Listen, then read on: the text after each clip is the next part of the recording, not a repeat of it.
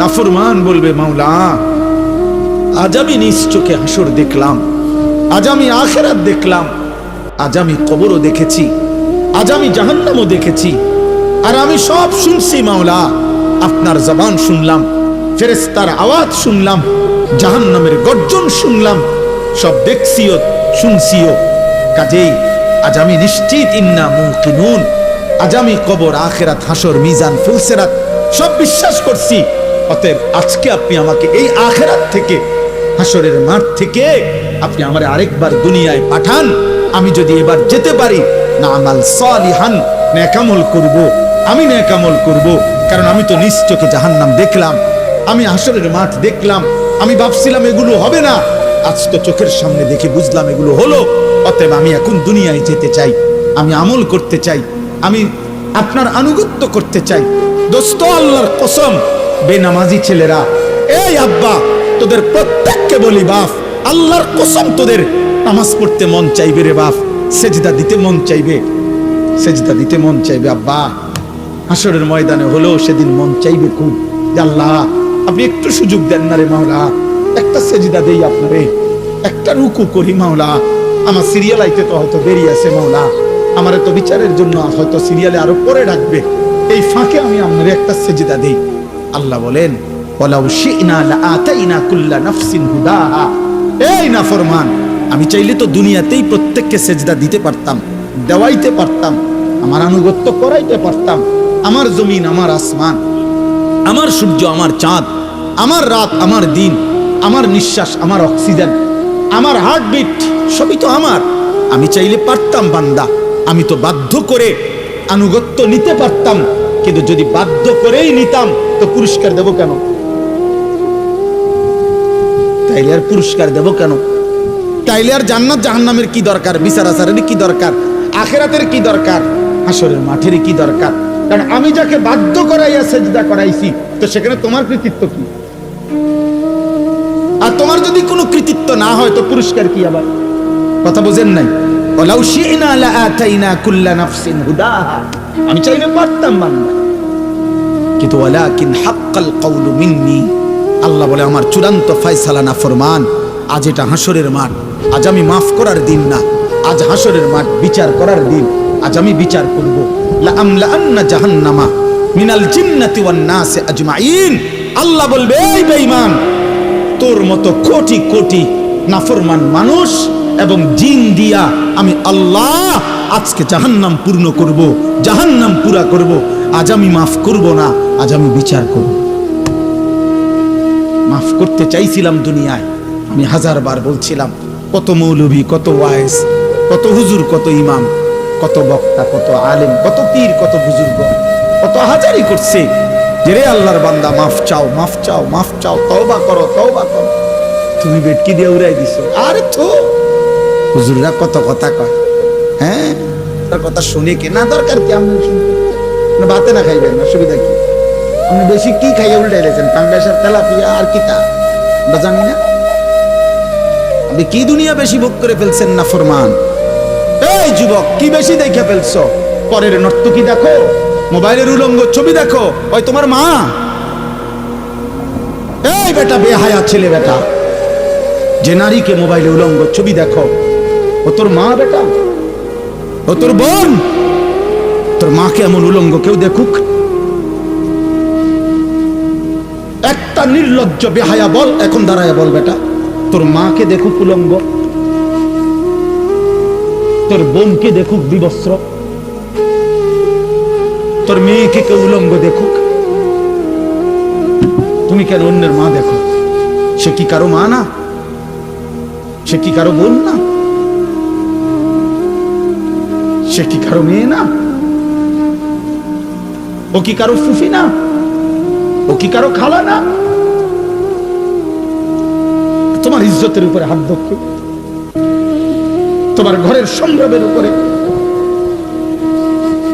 অনেক নাফরমান আছে এমন, যে মূলত এমন নিকৃষ্ট, যে যার ভিতরে এমন মানসিকতা যে আমার বোনের সাথেও যদি কেউ হারাম সম্পর্ক করে আমার আপত্তি নাই, কারণ তুই তো মানুষ না, তুই তো জানোয়ার, তুই তো মূলত জানোয়ার। যদি ইনসানের শেষ রক্ত থাকতো, মানুষের রক্ত যদি এক ফোঁটা শেষ থাকতো তো নিজের বিবেকে বাঁচত। এটুকু বিবেকও যদি কারো না বাজে তো তোর শরীরে মানুষের শেষ রক্ত নাই, তোর গায়রত নাই বেটা। আল্লাহ বলেন, বান্দা আজ আমি ছাড়বো না। আমি তওবা করতে, মাফ করতে চাইছিলাম বান্দা। আমি দুনিয়া লক্ষবার বলছি যে বান্দা 90 বছরের গুনাহ হায়াত থাকতে যদি মাফ চাও, আমি আল্লাহ 90 বছরের গুনাহ একসাথে মাফ করে দেব। আল্লাহ বলছে হায়াত থাকতে যদি তওবা করতা, আমি আসমান সমান গুনাহ মাফ করে দিতে রাজি। আমি সাগরের ঢেউ পরিমাণ গুনাহ মাফ করে দিতে রাজি। আমি আল্লাহ হিমালয় পর্বতের সমান গুনাহ মাফ করে দিতে রাজি। তো বান্দা, বান্দা তুমি চাইলে আমি মাফ করব, তো কিন্তু এটা দুনিয়ার হায়াতে মাফ করব। ইন আতাইতানি লাইলান আতাইতুকা লাইলান, আল্লাহ বলে বান্দা গুনাহ নিয়ে যদি তুমি রাত গভীরে আমার কাছে আসো, আমি মাগফিরাত নিয়ে রাত গভীরেই তোমার কাছে আসবো। ইন আতাইতানি নাহারান আতাইতুকা নাহারা, তুমি যদি দিনে আসো আমি দিনেই আসবো। তুমি বান্দা আসবা গুনাহ নিয়া, আমি রব আসবো রহমত মাগফিরাত নিয়া। তুমি আসবা এক বিগত, আমি আল্লাহ আসবো এক হাত। তুমি আসবা এক হাত, আমি আসবো 2 হাত। তুমি আসবে হাঁটতে হাঁটতে, আমি রব মাগফিরাত নিয়ে আসবো দৌড়তে দৌড়তে। আজ দেব মাফ, ওয়ালাকিন হাক্কাল কওলু মিন্নি, কিন্তু বান্দা আজ আখিরাত হাসরের মাঠ। আজ আমি রহমান না, আজ আমি রহিম না, আজ আমি জব্বার, আজ আমি কাহ্হার। হাসরের মাঠে আমি আজিজ, আমি যুনতিকাম। আজকে আমি প্রবল প্রতাপান্বিত, প্রচন্ড রাগান্বিত। আজকে আমি যুনতিকাম, প্রতিশোধ গ্রহণকারী। আজকে আমি শাদীদুল ইকাব, কঠিন শাস্তিদাতা। আজকে আমি সারিউল হিসাব, বড় দ্রুত হিসাব গ্রহণকারী। ফায়াউমা ইদিল্লা ইউআযিবু আযাবাহু আহাদ, আল্লাহ বলে বান্দা হাসরের ময়দানে বান্দা তোরে আমি এমন শাস্তি দেব রে বান্দা, কায়নাতের সবাই মিলেও কেউ তোকে এমন শাস্তি ইতিপূর্বে দেয় নাই। আমার রহমত যেমন দেখছিলাম অনেক দিন, আজ আমার শাস্তি দেখবা তুমি। মায়া করছিলাম তো আমি 60 বছর, কত রাত গেল একটা সেজদা দাও নাই, আমি এক বেলার ঘুম বন্ধ করি নাই। 365 দিনে খোদার একটি বছরে কোনদিন ফজরের নামাজ পড়ো নাই না ফরমান। তারপরও যখনই ঘুম থেকে উঠতে চেয়েছো, আমি আল্লাহ 2 চোখের আমি খুলে দিয়েছি, তোমার ঘুম ভাঙায় দিছি। আমি তো নারাজ হই নাই, আমি তো নারাজ হই নাই। আল্লাহু ইয়াতাওয়াফাল আনফুসা হিনা মাউতিহা ওয়াল্লাতী লাম তামুত ফি মানামিহা, মৃত্যুর সময় আল্লাহ বলেন যেভাবে রূহ শরীর থেকে আলাদা হয়, প্রত্যেকবারের ঘুমের সময়ও খোদার কসম আল্লাহ কোরআনে বলে প্রতিবার ঘুমে মানুষের রূহ আমি আল্লাহ দেহ থেকে আলাদা করে ফেলি। মৃত্যুর দিন যেমনে আর রূহ ফেরত দেই না, ঘুমের রূহটাও আমি চাইলে ইচ্ছা করলে আর ফেরত না দিয়ে রাখতে পারি, আমি প্রতিবার ফিরায় দেই। ওয়ায়ুরসিলুল উখরা ইলা আজালিন মুসাম্মা, এভাবে একটা নির্দিষ্ট সময় পর্যন্ত আমি প্রত্যেকবারে রূহটা ফেরত দেই। কিন্তু একদিন এমন নেওয়া নেব রে বান্দা, আর কোনোদিন আমি ফেরত দেব না। আর না চলো ভাই, আসলে নিয়ম মাফিক বক্তা ওয়াইজ যেমনি সুন্দর করে গুছে গেছে, আমি পারি না, আমি এই দকের বক্তা নাই, এই জন্য আউলা জাউলা বললাম। বাকি আমি আমার আবেগ যে কথাটা বুঝাইতে চাই না। আলহামদুলিল্লাহ, কি পরিমাণ নওজোয়ান মুসলমানের সন্তান, প্রিয় ভাই বাবা দৌড়ায় আসছেন, মাশাআল্লাহ। এটা যেন শুধুমাত্র এটুকুর বিশ্লেষণ না হয় যে কোনো বক্তার জনপ্রিয়, খোদার কসম এর দ্বারা কোনো লাভ হবে না, না আমার না আপনাদের, না আমার না আপনাদের। যুবক ভাই, আমি হাত জোর করে বলি, দোস্ত আমার, আমি এটুকু অনুরোধ করলাম, আব্বা তুমি কিংবা আমি সবাই ভাবলাম যে বক্তার এখন অনেক জনপ্রিয়তা, অনেক মানুষ হয়, অনেক মানুষের ওয়াজ হনে ইতান দিয়ে কিছু হইতো না, না আমার না আপনার, বরং আমরা প্রত্যেকেই আমাদের জীবনের মধ্যে যেন ভারসাম্যতা আনি। আমাদের জীবনের একটা ভারসাম্য দরকার, ব্যালেন্স দরকার। আমাদের জীবনের একটা ভারসাম্যতা আল্লাহ তাআলা বারবার বলছে, কোরআন বারবার বলছে, রাসূলুল্লাহ সাল্লাল্লাহু আলাইহি ওয়াসাল্লাম বারবার বলছে, বান্দা শোনো, আল্লাহ বলছে বান্দা দুনিয়া আমি দিছি, তো তুমি এমন করতেছো কেন? এই হাসি, এই কান্না, এই রোদ, এই বৃষ্টি, এই আলো, এই বাতাস, এই আকাশ, এই জমিন, এই রাত্র, এই দিন, এই উপার্জন, এই ক্ষেত, এই ফুল, এই ফল, এই ফসল, স্ত্রী নামের এই মহিলা, মা নামের ওই মহিলা, বাচ্চা নামের এই সন্তান, তোমার দেহ, তোমার শরীর, তোমার সব আয়োজন তো আমার দেওয়া, তো সব কার? এ তো আমার দেওয়া বান্দা, এ তো আমি দিছি তোমার জন্য, তোমার দেওয়ার জন্য, ভোগ করার জন্য দিছি তো আমি তো তোমার সব চাহিদা আমি দিছি। মাকে দেখলে তোমার কলিজায় একরকম মনে হয়, তোমার স্ত্রীকে দেখলে তোমার দিলে ভিন্ন রকম মনে হয়, এই ভিন্ন রকম অনুভূতি তা আমি দিছি। যদি এক করে দিতাম, দুজনরে যদি মা মনে হইতো, কথা বলে না, মা আর বিবি যদি দুজন মা মনে হইতো, অথবা মা আর বিবি দুজনকে যদি বিবি মনে হইতো, কি হতো তবে? এই সংসার চলতো, এই দুনিয়া চলতো, যে মাকে মনে যা মনে হয় তা স্ত্রীকে তাই মনে হয়, অথবা স্ত্রীকে যা মনে হয় মাকেও তাই মনে হয়। তাহলে আল্লাহ তাআলা বলেন, বান্দা প্রতি মিনিট, প্রতি সেকেন্ড সেকেন্ড আমি তোমার জিন্দেগির প্রতি অবস্থার এই পরিবর্তন, এই কায়নাতের এই বর্ণাঢ্য আয়োজন, এটা আমার দেওয়া। তা আমি তো বাদ দিতে বলি নাই, আমি তো বিয়ে করতে নিষেধ করি নাই, আমি আল্লাহ তো উপার্জন করতে নিষেধ করি নাই, আমি তো খাবার খাইতে নিষেধ করি নাই, আমি পেশাব করতে নিষেধ করি নাই, আমি পানি পান করতে নিষেধ করি নাই, আমি স্বামী স্ত্রী মিলিত হইতে নিষেধ করি নাই, কোলের বাচ্চা আদর করতে তো আমি নিষেধ করি নাই। এক বাচ্চা রাসূলুল্লাহ সাল্লাল্লাহু আলাইহি ওয়াসাল্লামের কাছে যখন দিছে, মদিনার আনসারীদের একজন বাচ্চাকে নবী তাকে কপালে গালে যখন চুমা দিছেন, তখন মদিনার একজন লোক নবীজিকে সামনে বলছে, মুহাম্মদ আপনি বাচ্চাদেরকে চুমু দিলেন?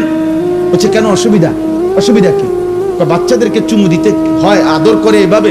আমি তো জীবনে আমাদের বংশে কোনদিন এটা দেখি নাই। আমরা তখন আল্লাহ নবী বলছেন, আল্লাহ যদি কারো দিল থেকে মায়া ভালোবাসা ছিনায় নেয়, তা আমি কি করব? আমি কি করবো বেটা? আল্লাহ যদি তোর দিলে ভালোবাসা না দেয় সন্তানের প্রতি, তো এটা আমার কি করার আছে? তার মানে এই ভালোবাসা, এই আদর, এই আপ্যায়ন, এই আয়োজন সবই তো আল্লাহর দেওয়া। তা আল্লাহ তো আমাদেরকে এগুলো ভোগ করতেই দিয়েছেন, আমাদেরকে ব্যবহার করতেই দিয়েছেন। নারীর চাহিদা যুবক তো আল্লাহর দেওয়া, পানির চাহিদা তো আল্লাহর দেওয়া, ক্ষুধার চাহিদা তো আল্লাহর দেওয়া, উপার্জনের চাহিদা তো আল্লাহর দেওয়া।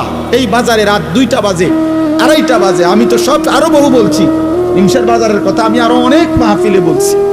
এই বাজারে তো আমি প্রায় অহরহ এদিক দিয়ে আমি রাত্রে 3টা বাজে, 2:30 বাজে আমি এদিক দিয়ে যাই। কি পরিমাণ হুলস্থুল, ব্যস্ততা, কি পরিমাণ পণ্যের দৌড়া দৌড়ি, কি মনে হয় রাত্রটা তখন মনে হয় যেন দিনের আলোর মতো। তাইলে এই যে প্রেরণা, একটা মানুষ ঘুম নিশিতে না গিয়ে উপার্জনের মানসিকতা, এত কষ্ট করার ঘাম ঝরতেছে, আল্লাহ বলেন তো আমি দিছি। তার কলিজায় উপার্জন করো, সংসার করো, বিবি বাচ্চার জন্য কিছু করো, ঘর করো, জমি ব্যবস্থা করো, ফসল করো, ক্ষেত করো, রোজগার করো। আল্লাহ বলেন এগুলো তো সব আমি দিছি। বান্দা এই সব আয়োজন আমার, তা আমি সেজদা পাবো না কেন? তোমরা একটা ছেলে বলো, বাবা আমি তোমার লগে বোঝাপড়া করতে চাই, আমি তোমার সাথে ইনসাফের কথা, তোমার যদি ইনসাফ থাকে, বিবেক থাকে, তুমি যদি মরে না যাও, তুমি যদি মানুষের বাচ্চা হও, এই বেনামাজি তুমি যদি মানুষের বাচ্চা হও, তো মানুষের ঘরে যদি জন্ম নিয়ে থাকো, তো তুই বেটা বল, বেটা তুই কেন সেজদা দিবি না? এই নাফরমান বল বেটা, আল্লাহর গোলামি কেন করবি না নাফরমান? বলে আল্লাহ তো কোনো জানোয়ারকে বলে না এটা যে আমার সেজদা দাও, আল্লাহ তো ইনসানকে বলছে। যদি বলি জানোয়ারকে বললেন না কেন, আল্লাহ বলবে জানোয়ারকে সেই যোগ্যতাই দেয়নি। কুকুরকে যদি গরুকে যদি বলা হয় তাকবীরে তাহরিমা বাঁধো, সোজা হইব কেমনে? কিন্তু আমাদেরকে যোগ্যতা দিয়েছেন কিনা? আমাদের শরীরের মধ্যে আল্লাহকে সেজদা দেওয়ার যোগ্যতা আছে, রুকু করার যোগ্যতা আছে আমাদের, নিয়ত বাঁধার যোগ্যতা আছে আমাদের, আল্লাহর সামনে দাঁড়াইবার যোগ্যতা আমাদের দেহে আছে। আমরা দেব না কেন? বলেন বলেন ভাই, বলেন নওজোয়ান বাবা, বলো। দুনিয়ার সব আয়োজন তো আমাদের আল্লাহর দেওয়া, আল্লাহকে ভুললাম কেন? এই জন্য আজকে সূরা ফাতিহার এই 4টা আয়াত আমি শুধু লম্বা তাফসীর করান বললাম না, আমি তেমন আহামরি তেমন সুন্দর করে কইতে পারি না, কিন্তু আমি শুধু এতটুকু কথা বলতে চাই। আল্লাহ তাআলা বলছে, বান্দা তুমি শুধু ভারসাম্য আনো, মানে ব্যালেন্স করো। ব্যালেন্স মানে তুমি শুধু একটা জিনিস বোঝো, এই সৃষ্টির সব আয়োজন আমার, আমি দিয়ে যাচ্ছি। কথাটা শেষ বুঝেন, আমি দিয়েও যাব।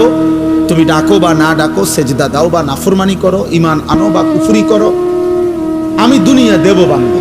তবে শুধু একটা কথা মনে রাখো, আমি কিন্তু আজ দুনিয়ায় যা দিচ্ছি আগামী দিন আখিরাতে তা হিসাব নেই। কথাই আমার হাসি, আমার কান্না, ওই যে ওই দেখেন অপদার্থ কি করে, কোনো মানে ব্রেন কাজ করে না, অগণিত ছেলের সেন্স কাজ করে। কোন শব্দ, পাথরের আঘাত দিল, মানে পাথর দিয়েও যদি তার বুকে ধাক্কা দেন তার বুক নড়বে না।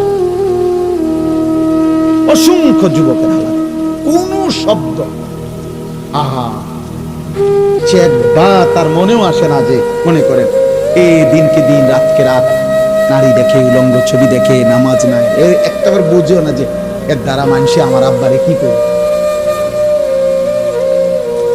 আমার মনে আছে আমি ছোটবেলায় কত সময় দেখছি আল্লাহর দয়ায় আমগরে মানুষে কইতো, এ হুজুরের ভূত, সাবধান, উল্টাপাল্টা করো না। এটা তো নিয়ামত, এটা নিয়ামত না? মানুষে যেটা কইছে আর স্মরণে কষ্ট হয়ে গেছে, এ হুজুরের ভূত, হুজুরের ভূত। কিছুই ভাবো না তোমরা ছেলেরা, তোমার মায়ের ইজ্জত কি, তোমার বাবার সম্মান কি, তোমার বংশ কি, তোমার আল্লাহ কি, তোমার রাসূল কি, না, তোমার মনে যা চাইছে, তোমার মনে যা চাচ্ছে তাই মনে রাখতে হবে। আব্বা, চাহিদা পূরণ যে জীবন, মানে শুধু চাহিদা পূরণ, এটা ইনসান, এটা জানো। এটা আমি কালকে বিস্তারিত, কালকে না জানি পরশু জহির ভাই মাদ্রাসার মাহফিল এটা বলছি, শাহদিলার লম্বা সময় বলছি। এই জন্য আমার অনুরোধ এটা, আল্লাহ তাআলা বলছে ভারসাম্য আনো, এই কথাটাই এখানে। অর্থাৎ আজ আমি দুনিয়ায় রহমত দিচ্ছি, আজ আমি দুনিয়া সব দিচ্ছি, আলহামদুলিল্লাহি রাব্বিল আলামিন। আল্লাহ বলেন সমস্ত প্রশংসা আল্লাহর জন্য। সব প্রশংসা কার জন্য? যদি বলি কেন, আল্লাহ বলবেন নয় কেন। বুঝলেন না? আল্লাহ বলছেন সব প্রশংসা কার জন্য। আমরা যদি আল্লাহকে প্রশ্ন করি যে কেন, আপনার জন্য সব প্রশংসা কেন, তো আল্লাহ আবার পাল্টা বলবে আমার জন্য নয় কেন। তুমি কও আমার জন্য নয়, অন্য কারো জন্য হতে পারে, কেন সেটা কারণ তুমি কও। চারিদিকে তুমি আবার তাকাও, তোমার মাঝে আবার দেখো, চারিদিকের যত আয়োজন সবই তো আমার, তোমার মাঝে যত আয়োজন তাও তো আমার, তো প্রশংসা আমার নয় তো কার? চারিদিকের সব আয়োজন কার? আল্লাহর। আমার মাঝে যত আয়োজন কার? তো প্রশংসা কার? আল্লাহ রব্বিল আলামিন। আল্লাহ বলে বান্দা আমি শুধু সৃষ্টি করে ছেড়ে দেই নাই, আমি এমন না যে কোম্পানি মাল প্রোডাক্ট করছে, উৎপাদন করে কোম্পানির মাল ব্যাস হয়ে গেছে। কোম্পানি হলো কুমিল্লা ফ্যাক্টরি, মাল চলতে আছে পঞ্চগড়, মাল চলতে আছে এখন সুনামগঞ্জ। কি করে তারা, কেমনে কি করে কিছু উনি আর কোম্পানি জানে না, মাল বেচা শেষ। আল্লাহ তাআলা বলে না বান্দা, সৃষ্টি আমি যাকে করেছি আমি তাকে আমার হাতছাড়া করি নাই, আমার কুদরতি হাতে 24 ঘন্টা আমি তাকে লালন করছি, পালন করছি। তার হাসি আমার দেওয়া, তার কান্না আমার দেওয়া, তার আনন্দ, তার বেদনা, তার সুখ, তার দুঃখ, তার উপার্জন, তার খাদ্য, তার খাবার, তার রোদ, তার বৃষ্টি, তার গরম, তার ঠান্ডা, তার আলো, তার অন্ধকার, তার জীবনের সব কিছু আমি পৌঁছাচ্ছি। আমি রব, আমি রব, আমি রব। অতএব আমি আল্লাহ। প্রশংসার প্রকৃত এই মানুষের একটা সূক্ষ্ম বিবেক হলো, দোস্ত, মানুষ আল ইনসানু আবিদুল ইহসান, আরবি ভাষার একটা প্রবাদ, মানুষ অনুগ্রহের দাস, অনুগ্রহের গোলাম। অর্থ হলো, কেউ যদি কাউকে 10 টাকা 20 টাকাও যদি একটা বন চা বিস্কিট খাওয়ায়, মনে করেন আজকে কিবার মঙ্গলবার খাওয়াইছে, 1 সপ্তাহ পরে যদি এই লোকটা তাকে ডাকে যে আমাকে কাশেম ভাইরে যদি আমি খাওয়াইয়া আগামী মঙ্গলবারে যদি বলি যে কাশেম ভাই চলেন আমার লোক একটু ক্যান্টনমেন্ট যাবো, কাশেম ভাই কি বলবো, না যাইতাম, এটা বুঝি কথা। তার বিবেক বলবে উনি আমারে গত মঙ্গলবারে 10টা টাকা বহন আর চা খাওয়াইছে, আজকেই মুখের উপরে এটা নিষেধ করে দেই কেমনি, যা হইব কুদ্দুর ঘুরাই। এই মানুষ অনুগ্রহের প্রতি কৃতজ্ঞ থাকে, কৃতজ্ঞ থাকে। তা আল্লাহ এই কথাটা মনে করাইছে, বান্দা আমি তো গোটা সৃষ্টি দিয়ে তোমাকে লালন পালন করছি, তা আমি কি তোমার কাছ থেকে কৃতজ্ঞতা পাই না? এত কিছু দিয়েও আমি তোমার একটা সেজদা পাবো না? এত কিছুর বিনিময়েও আমি তোমার জবান দিয়া আমার নামটা উচ্চারিত হবে না? হ্যাঁ, আমার চোখে তুমি 60 বছর দেখলা, আমার কালাম কখনোই দেখলা না। আমার জিহ্বায় তুমি 70 বছর কথা বললা, আমার কোরআন একটাবার পড়তে পারো না।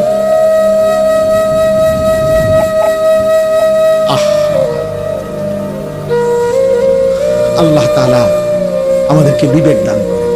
তা আল্লাহ তাআলা বলেন, বান্দা এবার যদি তুমি বলো আল্লাহ সৃষ্টিও করলেন আপনি, অনুগত অবাধ্য, আপনার নাফরমানির পরেও আপনি লালন পালনও করছেন কেন আল্লাহ? আল্লাহ বলেন আর রহমানির রহিম, আমি ভীষণ দয়ালু, আমি রহমতের সাগর, মহাসাগর, অথই রহমত আমার, আমি বড় বেশি দয়াবান। এই জন্য আমি যারে বানাইছি, পরে তো আমি বানাইছি, আমি ফেলে দেব কেমনে, আমি ফেলে দেই কেমনে? এই জন্য আমারে না ডাকলেও আমার রহমতের কারণে আমি তাকে লালন করছি, পালন করছি। সুবহান সুবহান।